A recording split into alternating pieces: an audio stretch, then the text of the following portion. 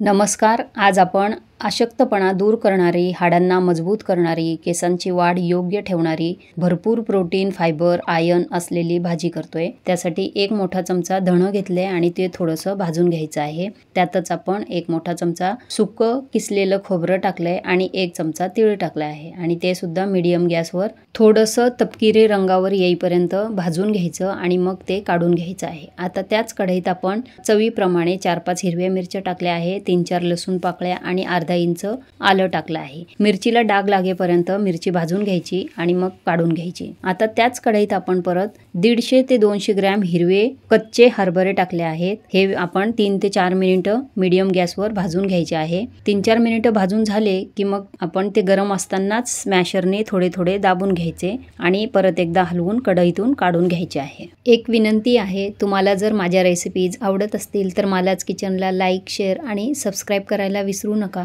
आता हे आपण काढून घेतलंय. मसाला इकडे गार झालाय आपला. आता ह्या हिरव्या मिरच्या आपण मिक्सरच्या भांड्यात टाकून घेऊ आणि भाजलेला मसाला सुद्धा टाकायचा आणि थोडीशी कोथिंबीर टाकायची आहे आणि पाणी टाकून याचं छान असं मस्त हिरवगार वाटण तयार होईल बघा. हे असं वाटण तयार झालं आहे. आता आपण भाजीला फोडणीची तयारी करूया. ऋतूप्रमाणे ज्या भाज्या ज्या ऋतूत मिळतात तेव्हा त्या भाज्या आपल्या आहारात गेल्या पाहिजे, म्हणजे त्या आपल्याला बाधत नाही आणि त्याचे फायदेही आपल्या शरीराला मिळतात.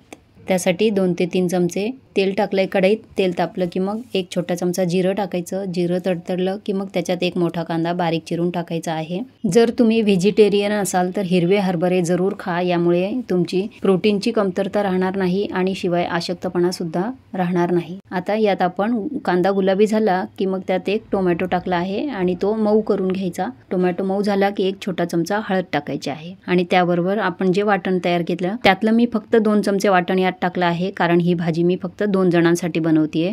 तुम्ही जर 4 ते 5 जणांसाठी भाजी बनवत असाल तर पूर्ण वाटण टाका. आता हा मसाला आपण तेल सुटेपर्यंत 2-3 मिनिटं परतून घ्यायचा आणि त्यानंतर आपण तिथे एक मोठा चमचा कांदा लसूण मसाला आणि 1 चमचा गरम मसाला पावडर टाकायची आहे आणि मिक्स करून घ्यायचं. तुमच्याकडे कांदा लसूण मसाला खात नसाल किंवा नसेल तर मग तुम्ही 1 चमचा चना मसाला पावडर किंवा छोले मसाला पावडर सुद्धा वापरू शकता. त्याबरोबरच आपण आता भाजून घेतलेले हरभरे त्यात टाकून घ्यायचे आणि मिक्स करून घ्यायचं. त्याच्याबरोबरच आपण चवीपुरतं मीठ सुद्धा टाकलेलं आहे. यात आपण लागेल तेवढं भाजी जेवढी पातळ किंवा घट्ट करायची त्यासाठी गरम पाण्याचा वापर करायचा. इथं मी 1 ग्लास गरम पाणी टाकलं आहे आणि मीडियम गॅसवर भाजी आपल्याला शिजू द्यायची आहे. भाजीला उकळी आली की मग झाकून आपण 3 ते 4 मिनिटं भाजी शिजवून घ्यायची आहे. आता बघू शकता तुम्ही तेल सुद्धा सुटलेलं आहे भाजीला आणि त्यात आपण आता कोथिंबीर टाकून भाजी तयार आहे आपली. आता गरम गरम भाजी बाजरीच्या भाकरी बरोबर सर्व करा. खूप छान लागते ही भाजी